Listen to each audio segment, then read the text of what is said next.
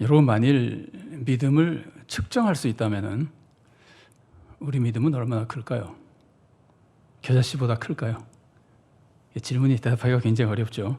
마태복음 17장을 보면은 예수님이 변화산에 가신 동안 한 사람이 아들을 고쳐달라고 찾아왔습니다. 예수님이 안 계셔서 제자들이 고쳐주려고 했으나 못 고쳤습니다. 나중에 예수님이 오셔서 제자들의 믿음 없는 것을 꾸짖으시고 병을 고쳐주셨습니다. 제자들이 왜 우리는 못 고쳤냐고 예수님께 여쭤봤습니다. 예수님은 이렇게 대답하셨습니다. 마태복음 17장 20절 말씀입니다.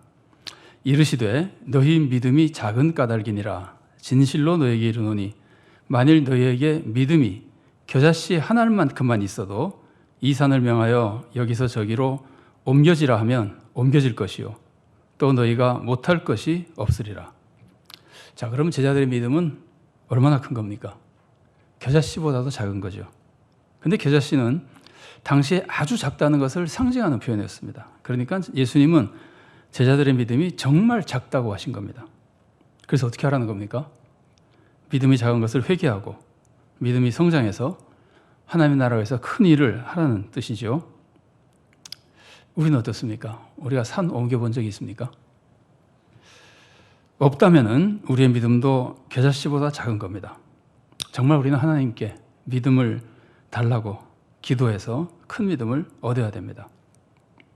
그러나 이와 굉장히 비슷한 말씀이 누가복음에서는 전혀 다른 교훈을 주고 있습니다. 누가복음 17장 5절과 6절 말씀입니다. 사도들이 주께 여짜오되 우리에게 믿음을 더하소서 하니 주께서 이르시되 너희에게 겨자씨 한 알만한 믿음이 있었더라면 이 뽕나무더러 뿌리가 뽑혀 바다에 심기어라 하였을 것이요 그것이 너희에게 순종하였으리라. 자, 이 말씀은 제자들이 병을 고치지 못해서 주신 말씀이 아닙니다. 누가복음 17장 제가 5절과 6절을 읽어드렸는데 그 바로 앞에 나오는 17장 1절부터 4절에는 예수님께서 제자들에게 올바른 신앙생활을 가르쳐 주신 말씀이 나옵니다. 1, 2절에서는 이웃을 실족하게 하지 말아라. 이웃을 실족하게 하는 것은 큰 죄다. 큰 벌 받는다. 이제 이런 말씀하셨고 3절과 4절에서는 이웃이 잘못을 저질러도 용서해 주라고 가르쳐 주셨습니다. 이 교훈을 듣고 제자들이 이 교훈을 듣고 예수님께 우리에게 믿음을 더해달라고 예수님께 부탁한 겁니다. 왜 믿음을 더해달라고 그랬을까요? 예수님 말씀을 들어보니까 그렇게 살기가 너무 힘들다는 말이죠.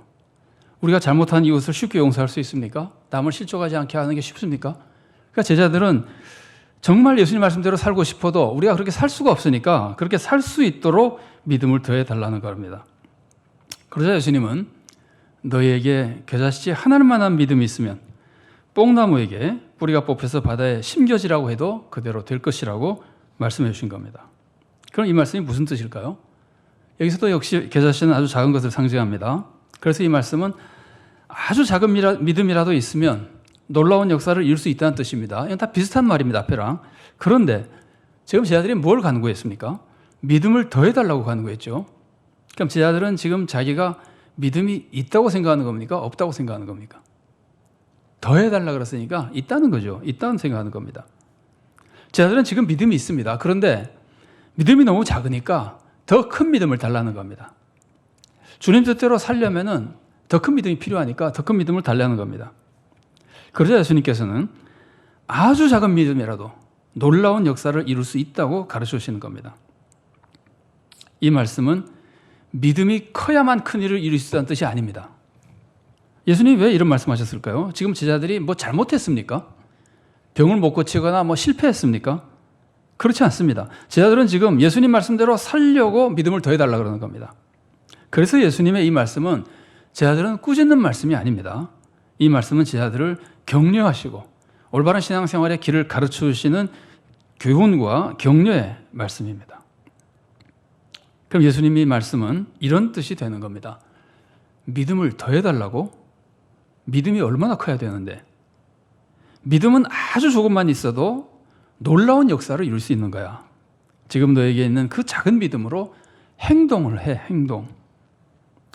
예수님은 제자들에게 믿음이 커질 때까지 기다리지 말고 지금 가진 그 믿음으로 하나님께 순종하고 기도하고 사역하라고 가르쳐 주시는 겁니다. 자, 그런데 정말 믿음이 있기만 하면 아무리 작은 믿음이라도 놀라운 역사를 이룰 수 있는 겁니까? 여러분, 우리는 예수님을 믿으면 구원받습니다. 근데 세상에 구원보다 더 놀라운 역사가 있을까요? 여러분, 산으로 옮기는 것하고 영생을 얻는 것하고 어느 게 더 큰 역사입니까? 세상에 구원은 산으로 옮기는 것보다도 더 큰 사건인 겁니다. 그런데 믿음이 어느 만큼 있어야 구원받습니까? 믿음이 작으면 구원받지 못하고 믿음이 어느 정도 이상 돼야 구원받습니까? 그렇게 되면 우리 중에 구원받을 수 있는 사람이 얼마나 될까요? 여러분, 믿음의 기준이 있다면은, 믿음의 양이 이만큼 이상 돼야 구원받는다는 기준이 있다면은 그 구원이 은혜입니까? 그 구원은 은혜라기보다는 인간의 공로가 되어버리죠. 나는 그 정도의 믿음을 갖췄기 때문에 구원받았다가 되잖아요. 여러분, 믿음은 양을 따지지 않습니다. 그냥 믿음이 있으면 구원받는 겁니다. 작은 믿음이라도 있으면 구원받는 겁니다. 이렇게 작은 믿음이 구원을 이룹니다. 마찬가지로 작은 믿음이 놀라운 역사를 이루는 겁니다. 자, 우리는 믿음으로 하나님의 능력을 힘입죠. 믿음으로 하나님의 능력을 힘입죠. 그런데 하나님의 능력은 무한하죠. 그래서 믿음이 아무리 이게 믿음이고 하나님의 능력이면은 믿음이 아무리 작아도 이 하나님의 능력이 무한하기 때문에 하나님의 능력을 입으면은 아무리 작은 믿음이 입어도 무한한 하나님의 능력을 입기 때문에 하나님의 무한한 역사를 이룰 수 있게 되는 겁니다. 자, 여기 숫자가 좀 나와 있는데요. 저기 숫자를 보십시오. 100 곱하기 무한대는 뭡니까? 무한대입니다. 그러면 0.1 곱하기 무한대는 뭡니까? 무한대죠. 100하고 0.1하고 몇 배 차이인가요? 1000배 차이죠. 그죠? 어떤 사람은 0.1의 믿음이 있고, 어떤 사람은 100의 믿음이 있으면 1000배나 차이가 나도 누구의 능력이 입는다고요? 하나님의 무한한 능력을 입으면 둘 다 무한대가 되어버리는 겁니다. 여러분, 믿음은 아무리 작아도 하나님의 무한한 능력 속에 있는 것이기 때문에 무한한 능력을 행할 수 있는 겁니다. 성도님들과 기도를 나누거나 기도 제목을 나누다 보면은 성도님들의 기도 제목 중에 가장 많이 하는 기도 제목 중에 하나가 믿음의 성장입니다. 더 믿음이 좋고 커지면 좋겠다. 왜 믿음이 성장하게 해달라고 기도합니까? 더 크고 좋은 믿음으로 하나님을 기쁘시게 해드리고 자기도 훌륭한 신앙생활을 하고 하나님 나라에서 좋은 열매를 맺기 위해서 그러는 겁니다. 아주 좋은 기도입니다.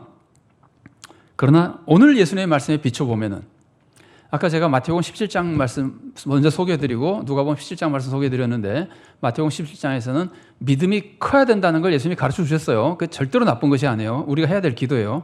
근데 오늘 제가 소개해드리는 누가복음 17장에서는 믿음이 커지는 것도 중요하지만 그건 못지않게 어쩌면 그것보다 더 중요한 게 있다는 겁니다. 그게 뭡니까? 지금 가진 믿음으로 실행하는 겁니다. 우리는 믿음이 커지면 저절로 신앙생활을 잘할 것이라고 생각합니다. 그래서 큰 믿음을 달라고 기도합니다. 그러나 예수님은 믿음이 커야 신앙생활을 잘하는 게 아니고 작은 믿음이라도 실행해야 신앙생활을 잘하는 것이라고 가르쳐 주시는 겁니다. 예수님 회당에서 손 마른 사람을 보셨습니다. 예수님은 그에게 손을 내밀라 그러셨습니다. 이 사람이 어떻게 해야 됩니까? 주님, 제가 손을 내밀고 싶은데 믿음이 약해서 손을 내밀 수가 없습니다. 먼저 믿음을 더해 주십시오. 이렇게 예수님께 다시 간구해야 됩니까? 아니면 그냥 손을 내밀어야 됩니까?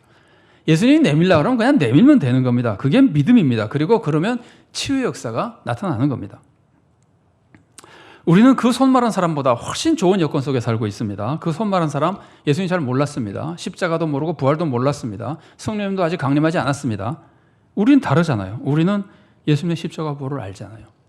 성령님이 우리들에게 지금 오셨잖아요. 성령님이 우리 안에 들어오셨잖아요. 성령님이 강림하셨잖아요. 우리는 정말 손을 내밀 수 있는 모든 은혜를 다 받았습니다. 이제 그냥 손을 내밀면 되는 겁니다. 그러면 기적이 일어나는 겁니다. 오늘 본문이 가르쳐주는 것은 이 본문마다 강조하는 메시지가 있는데, 오늘 본문이 특별히 우리들에게 강조하는 메시지는 이런 겁니다. 우리는 믿음이 작아서 기적을 행하지 못하는 게 아닙니다. 지금 가진 그 믿음을 실행하지 않아서 기적을 행하지 못하는 겁니다.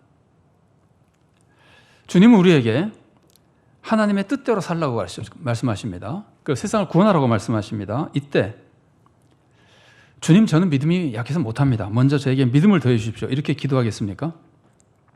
아닙니다. 이렇게 기도해야 됩니다. 아멘. 주님만 믿고 순종하겠습니다. 그리고 실행하면 기적이 일어나는 겁니다. 그럼 도대체 아무리 작은 믿음이라도 실행하면 얼마나 큰 일을 할 수 있는 걸까요? 이건 우리가 상상도 할 수 없는 역사를 이룰 수 있는 겁니다. 아까 제가 무한하다 그랬잖아요. 하나님의 능력이 있는 거니까. 오늘 예수님은 이렇게 말씀해 주십니다. 요한복음 14장 12절 말씀입니다. 내가 진실로 진실로 너에게 이르노니 나를 믿는 자는 내가 하는 일을 그도 할 것이요 또한 그보다 큰 일도 하리니 이는 내가 아버지께로 감이라. 우리는 예수님이 하신 일보다도 더 큰 일까지 할 수 있다는 겁니다. 우리가 예수님보다 더 큰 일 한다면 좀 이상하잖아요. 말이 안 되는 거죠. 우리가 어떻게 예수님보다 더 큰 일을 합니까? 우리가 이 말씀을 이해하려면 두 가지를 알아야 됩니다. 첫째는 이 말씀이 우리가 본질적으로 예수님보다 더 위대한 일을 할 수 있다는 뜻은 아니라는 겁니다. 예수님은 하나님의 아들입니다. 사람이 절대 할 수 없는 일을 예수님만 하실 수 있는 것, 그런 구원의 역사를 예수님만이 이루실 수 있는 겁니다. 본질적으로는 당연히 예수님이 우리보다 더 큰 일을 합니다. 우리는 예수님같이 큰 일 못합니다. 그러나 본질적인 것이 아니고 외형적이라면은 우리가 더 큰 일도 할 수 있는 겁니다. 예수님은 팔레스틴 지방에서만 사역하셨습니다. 그리고 거기서 3년 동안 공생 사역하셨습니다. 사도 바울은 로마 제국의 거의 절반 정도 되는 지역에서 사역했습니다. 그것도 30년 동안 했습니다. 대략 봐도 30년 동안 사역했습니다. 누가 전도를 더 많이 했을까요? 누가 교회를 더 많이 세웠습니까? 바울이 훨씬 더 많은 일을 했습니다. 그렇다고 해서 바울이 세상을 구원했습니까? 아닙니다. 세상은 예수님이 구원하셨습니다. 본질적으로는 예수님이 더 큰 일을 하십니다. 그러나 외형적으로는 바울이 더 큰 일을 할 수 있었던 겁니다. 우리도 마찬가지입니다. 우리도 외형적으로는 예수님이 하신 것보다도 더 큰 일까지 할 수 있는 겁니다. 자, 두 번째로 우리가 오해하지 않기 위해서 꼭 알아야 될 것은 우리가 큰 일을 한다고 해서 우리 힘으로 하는 것은 아니라는 겁니다.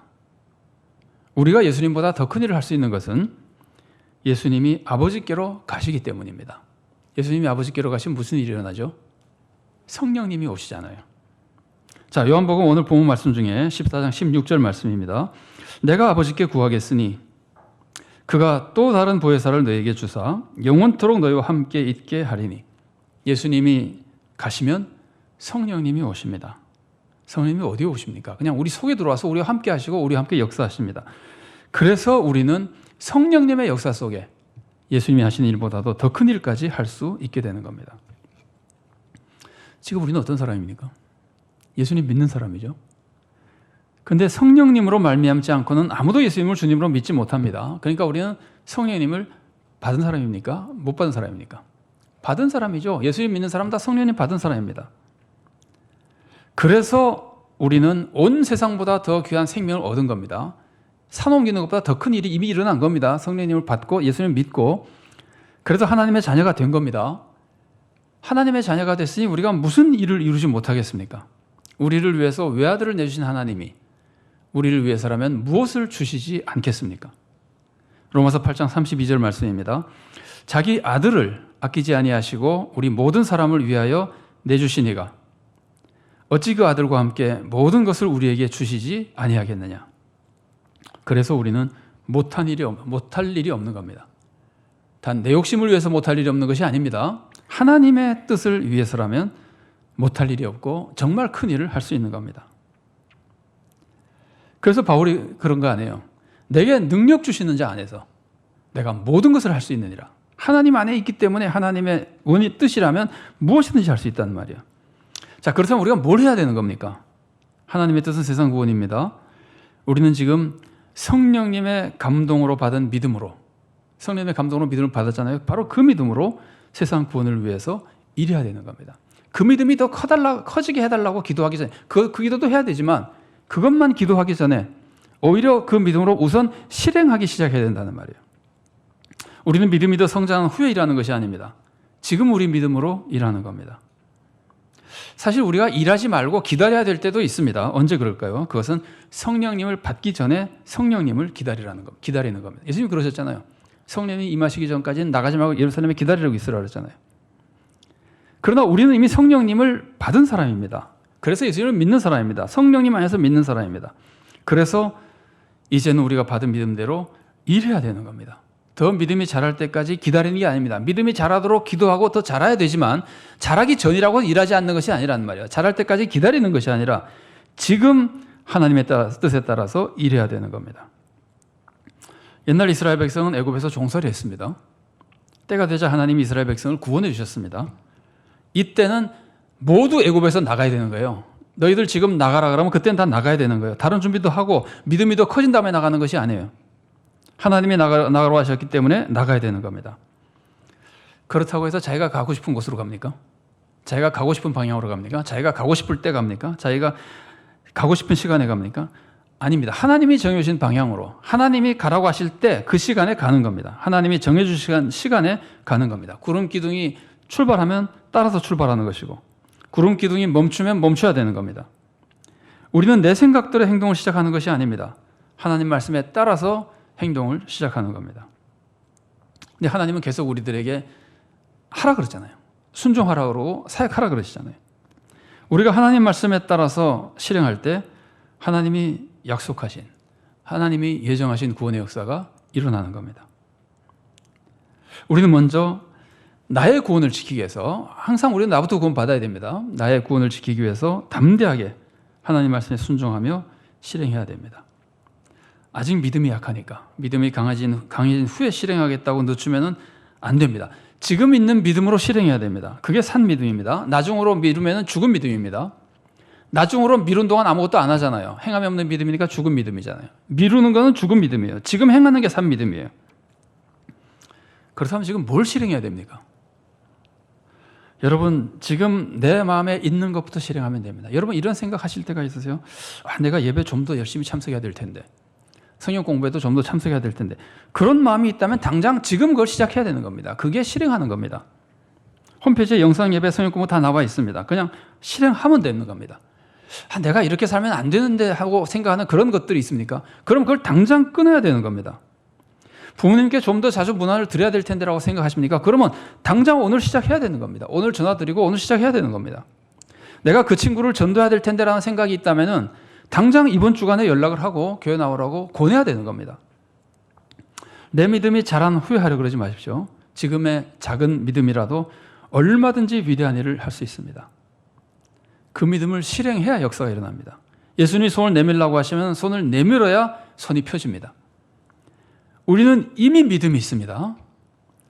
작은 믿음이지만 이미 믿음이 있기 때문에 그것이면은 산도 옮길 수 있고 세상도 구원할 수 있는 겁니다. 왜냐하면 그 믿음은 성령님이 나에게 주신 믿음이고 성령님이 이미 우리 안에 계시기 때문입니다. 예수님이 그러셨잖아요. 내가 아버지께로 가면은 너희들은 내가 한 일보다 더 큰 일을 한다. 성령님이 우리 안에 오셨으면 우리는 예수님이 하신 일보다도 외형적으로는 얼마든지 더 큰 일을 할 수 있는 겁니다. 여러분, 간절히 바라면서도 내가 참 그러면 좋겠다고 바라면서도 설마 그게 이루어지겠어라고 하면서 기도는 하지 않고 막연히 생각만 하고 있는 거 있으세요? 그게 있다면 그걸 이루어달라고 지금부터 기도하십시오. 여러분, 막연하게 생각하는 것은 신앙이 아니고 그것이 이루어달라고 기도하는 것이 신앙입니다. 생각하고 있는 것이 있으면 그것을 실제로 기도하는 게 실행하는 겁니다. 기도는 실행 아닌 것이 아니에요. 기도가 실행이에요. 모든 실행의 첫 번째는 기도하는 거예요. 가족 구원을 위해서나 30년 동안 안 믿었는데 지금 믿겠어. 그 믿으면 좋을 텐데 라고 생각만 하지 말고 그걸 기도하라는 말이에요. 가족 구원을 위해서 지금 기도하고 난치병의 치유를 위해서라도 원하면 지금이라도 그냥 무엇이든지 그게 하나님의 뜻에 맞는다고 생각하면 담대하게 기도하십시오. 그게 실행하는 겁니다. 나는 믿음이 작으니까 기도를 하나마나 일 것이라고 생각하고 남에게만 기도 부탁하지 마십시오. 그게 불신입니다. 믿음이 좋은 사람이라고 생각하는 사람에게 기도하는 것도 좋은 일이지만 그렇다고 나는 기도 안 들어주실 테니까 나는 기도하지 않고 다른 사람에게만 기도하는 것은 불신입니다. 내 기도를 하나님이 들어준다고 믿고 기도하는 것이 믿음입니다. 그런 믿음이 산으로 옮기는 겁니다. 여러분, 평양 산정연교회가 다시 세워질 것이라고 믿습니까? 북한에 다시 교회가 회복될 것이라고 믿습니까?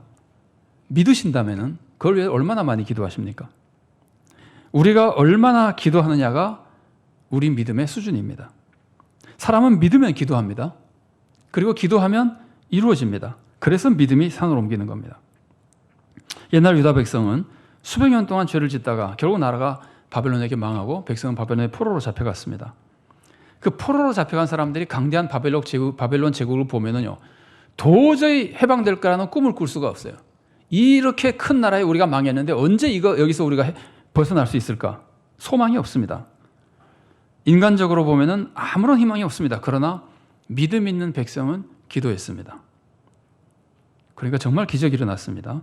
절대로 망할 것 같지 않았던 그 강대국 바벨론이 페르시아에게 망하고 페르시아 왕 고레스가 바벨론을 정복한 후에 유다 백성을 고향으로 돌아가게 해줬습니다. 꿈도 못 꿨던 일입니다. 그러나 믿음으로 기도하니까 이루어졌던 일입니다. 인간적으로 꿈꿀 수 없는 어려운 일이 이루어진 겁니다. 그래서 유다 백성은 대략 70년 만에 고국으로 돌아와서 신앙생활을 회복합니다. 정치적인 자유는 나중에 얻었습니다만은 신앙의 자유부터 신앙생활까지부터 회복했으니까 이게 얼마나 큰 구원의 축복입니까? 그때 유다 백성이 한 노래가 시편 126편에 나오는 말씀입니다. 오늘 교동문에도 중간에 좀 나왔었죠. 제가 1, 2절 말씀 읽어드리겠습니다. 여호와께서 시온의 포로를 돌려보내실 때 우리는 꿈꾸는 것 같았도다. 그때 우리 입에는 웃음이 가득하고 우리 혀에는 찬양이 찼었도다. 그때 문 나라 가운데에서 말하기를 여호와께서 그들을 위하여 큰 일을 행하셨다 하였도다. 이런 축복이 왜 우리에게는 임하지 않겠습니까? 자, 유다 백성을 보세요. 포로 시대에 정말 회개했습니다. 정말 고국을 사모했고 예루살렘 성전을 사모했고 하나님께 예배드리기를 사모했습니다. 하나님은 그들의 진정한 회개와 기도를 보시고 놀라운 구원을 이루으셨습니다. 우리도 마찬가지입니다. 진심으로 회개하고 우리가 정말 참된 예배를 사모하고 바른 신앙생활을 사모한다면, 사모하는 만큼 기도한다면, 그리고 할 수 있는 것을 작은 것부터 계속 실행해 나간다면 하나님이 회복의 축복을 내려주시는 겁니다. 하지만 우리 현실을 보면 마음 아픈 일이 참 많습니다. 교회가 많이 타락한 것 같습니다.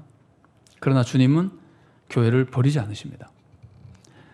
타락한 교회가 회개하면 용서해 주시고 정결케 해 주시고 구원의 역사를 이루어 주십니다. 우리는 주님을 믿고 기도하며 바른 신앙생활을 실행해야 됩니다. 나라에도 정의가 무너져가고 있는 것 같습니다. 죄를 짓는 사람이 많은 것도 큰 문제지만 그것보다 훨씬 더 큰 문제는 죄 짓는 사람이 더 큰 소리치며 사회 정의가 왜곡되고 있는 겁니다. 죄 짓는 사람 숫자 하나하나가 늘어나는 것보다 사회 분위기 전체가 죄악에 빠져가고 있다는 말이에요. 그러나 그렇다고 해서 포기하고 기도하지 않으면 믿음이 아닙니다. 그동안 우리나라는 그 전의 역사도 말할 것도 없지만은 최근의 역사만 하더라도 일제강점기나 공산주의의 침략이나 박해나 억압이나 군사 독재나 사회 수많은 부정부패나 많은 불의와 박해와 위험이 있었습니다. 그러나 하나님이 정의를 지켜주시고 나라를 지켜주셨습니다. 만일 하나님이 벌을 내리셨다면 우리나라는 벌써 망했을 겁니다.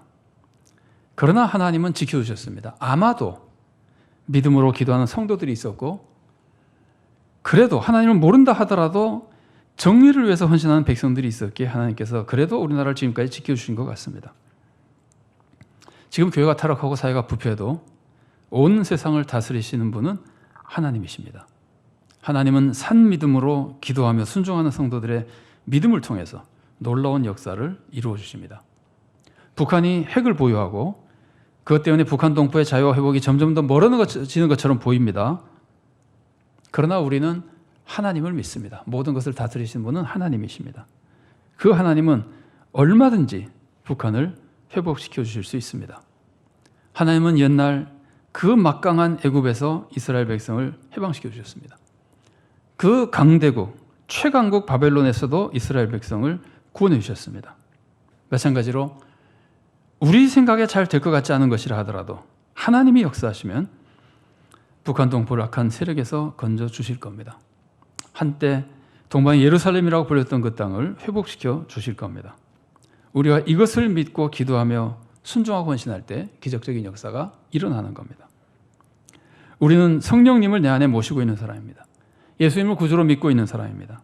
비록 작은 믿음이지만 믿음이 있습니다. 예수님은 우리에게 이 작은 믿음을 실행하라고 말씀하십니다.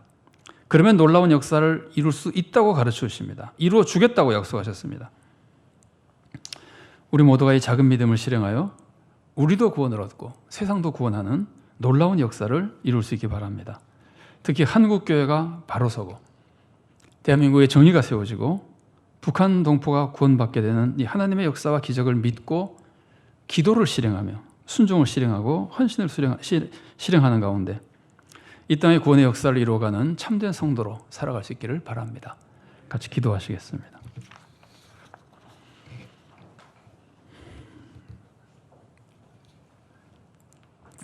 사랑하는 하나님, 은혜를 감사드립니다. 이 나라가 인간의 눈으로 볼 때는 연약한 나라이고 지정학적으로도 여러 가지 위기가 많은 곳이고 더군다나 백성마저도 악에 빠질 때가 많았던, 참으로 하나님이 벌하시려고만 하면은 만 가지 이유를 가지고도 벌하실 수 있는 나라였던 것 우리가 압니다. 그럼에도 불구하고 하나님께서는 우리의 은혜를 내려주셔서 복음을 전해주시고 믿는 자들을 세워주시고 믿음으로 기도하는 자들을 세워주시고 마음을 움직여 주셔서 정의를 위해서 헌신하는 자들을 세워주시고 주님께서 이 나라를 지금까지 지켜주셨습니다.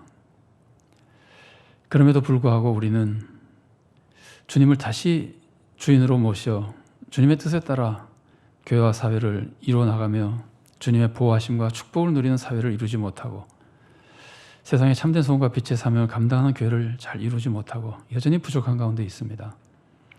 우리 하나님, 그래도 성령님의 감동으로 우리가 작은 믿음을 가지고 주님을 믿고 있사오니, 주님의 자녀가 되었사오니 우리를 불쌍히 여겨주시고 우리가 믿음을 실행할 수 있도록 도와주시옵소서.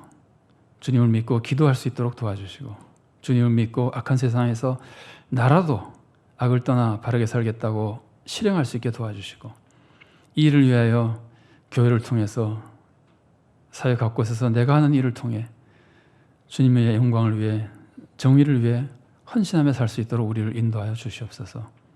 또한 주님께서 가르쳐주신 것처럼 더 큰 믿음을 위해서도 기도하며 우리의 믿음이 실행하는 가운데 더욱 성장해 나가며 하나님이 원하시는 참된 구원의 역사를 우리 자신과 가정과 교회와 나라에 또 이 땅에 이루어 나갈 수 있도록 우리를 인도하여 주시옵소서.